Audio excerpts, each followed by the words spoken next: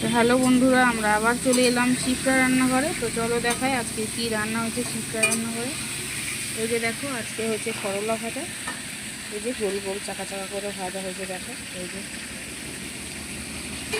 আর হয়েছে ভেন্ডি আলুর তরকারি, এটা দুজনের জন্য, আর বাকি সবার জন্য পটল হচ্ছে। আর এই যে দেখো,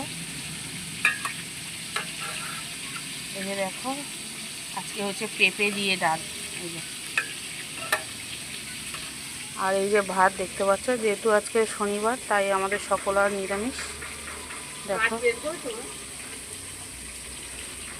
এই যে দেখো,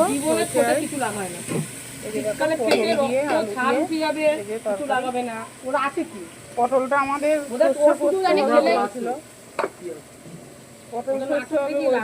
দিদি এই আইটেমটা করে নিল। দেখো